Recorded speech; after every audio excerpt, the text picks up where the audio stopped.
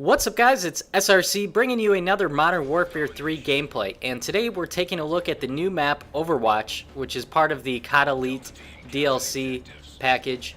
It came out today for Xbox Live, and unfortunately you PS3 and PC players are going to be screwed on this one, just like you will be on every other DLC package that comes out for the remainder of this game's life cycle. But this map is pretty fun. I think it's actually better than Liberation and better than Piazza. I think it's more fun to play, better designed, and it just is a little bit of a change of pace, I guess. And here you see I just fail and slam right into the roof of that building. For whatever reason, didn't see the depth perception there very well from the Predator missile cam when I was actually playing the game. But you'll see here, this is a pretty typical Domination map where A and C are going to be your home or base flags, and then B is kind of the contested area. And they've really set the map up that way. It plays out that way quite a bit. But you'll see there are obviously your people that are going to try and flank around and capture the other home flag. But B is one of those flags in this map where there are so many points that you can attack B from. So if you had a really organized team of people that were playing the objective, I can imagine that B would be a really hard flag to take if the other team's set up well, just because it's 2 stories and there's many places both upstairs and downstairs that you can have a pretty good head glitch down to B.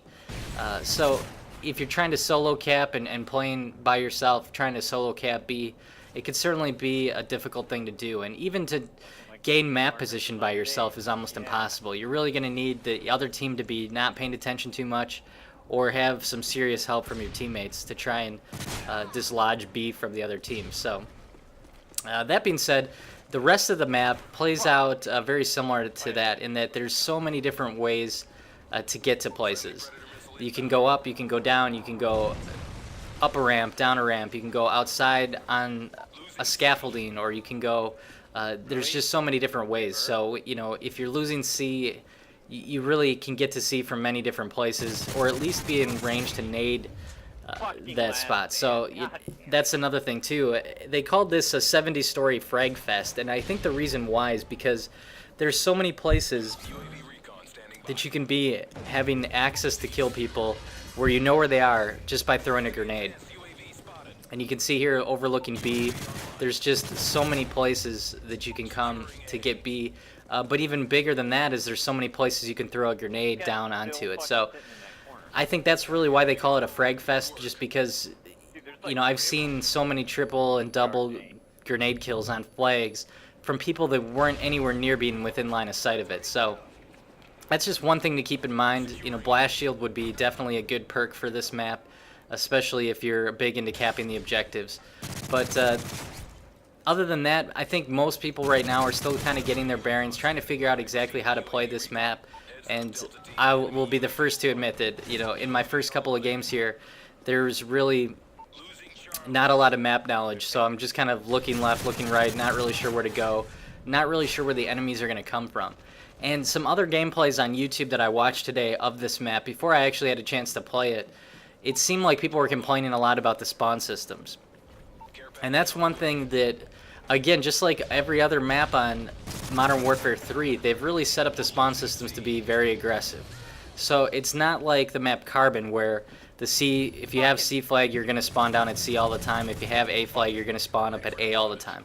On this map, you can literally spawn in the same place that you just died. You can spawn nowhere near your home flag. So you could have B and C, and you could spawn over near A somewhere. And so it's just, you really need to be on your toes, being aware of your surroundings and watching your corners, because there are so many places that you can go and walk around a corner and get knifed just like that, or places that people will be sitting in a window or over a wall just waiting for you to walk through there. So, you know, it's definitely going to take some adjustment. I'm really curious to see how this map's going to play out once people understand it, once people find all the spots and, you know, kind of have their set pattern of how they're going to play this. So let me know in the comments below what you guys think about this map, if you've played it yet, and what are some things that you like about it, or some things that you don't really like about it. When did we lose B? I like the map. I would say I wouldn't mind it being in my regular rotation of maps to play, but I just don't really see myself wanting to play in the Elite playlist very often. And this is something I talked about in a previous video. There's just so few people in that elite playlist. And we'll be online and there will be 400,000 people playing, but there'll only be 6,000 people in the elite playlist. And I think there really two factors there. One is that Liberation and Piazza really aren't that great a map, and they come up in the rotation so much because they're the new maps that I think it's just frustrating to play the same maps over and over again. I mean, it feels like Village is a map that doesn't come up very often in that list, or, you know, Downturn as an example is a map you're probably not going to play very often. So I think the rotation of the maps isn't very good.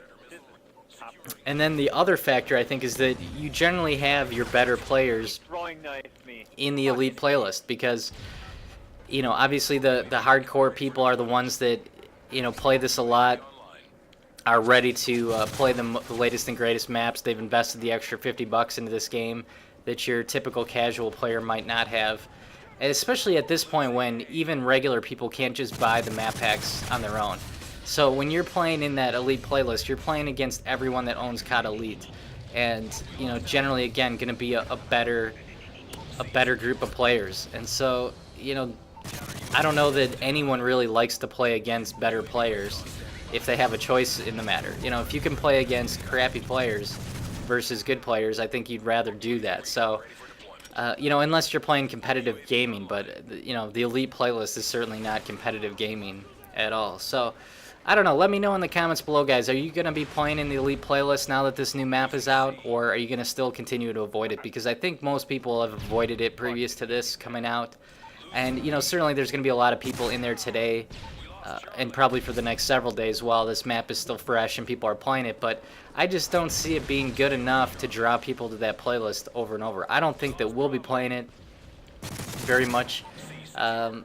You know, it might be something that you just kind of occasionally jump in just for some variety, but I can't see playing in this constantly. It just doesn't seem like it's going to be worth my while. So that kind of makes it disappointing to have spent the money on COD Elite. I just don't really think that ended up being worth it.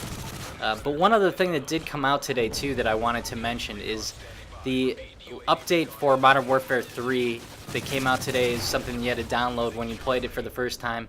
It includes the new prestige levels.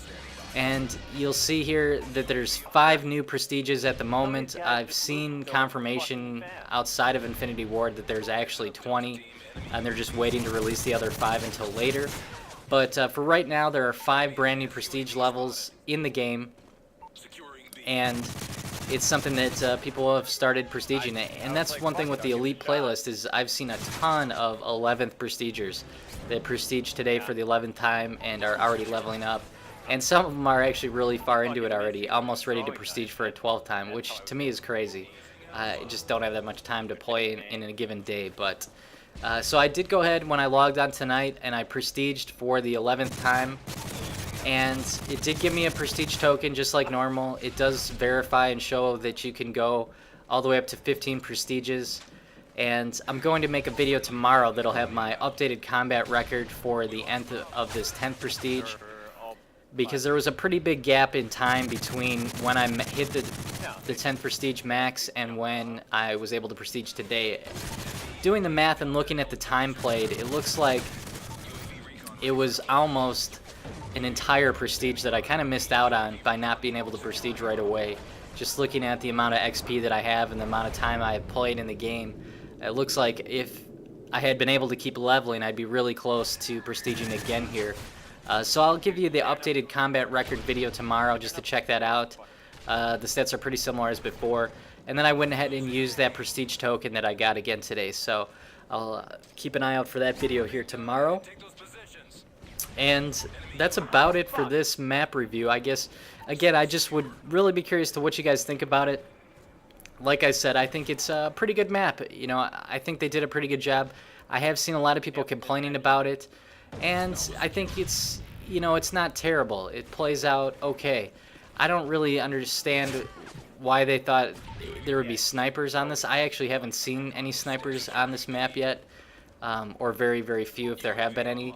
And even assault rifles are probably going to be your best bet. Here I'm using an SMG because there's so many close quarters, but you do get into some situations where there's really long range too, so I would definitely recommend probably like a SCAR or an ACR as the weapon of choice on this, but it seems like almost everyone today was running MP7s, and so I just threw on the MP7 to give that a shot.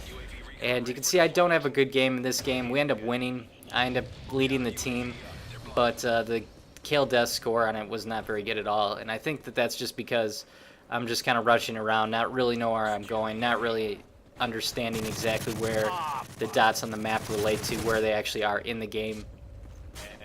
But that's, you know, that's about it for this game here. It's wrapping up.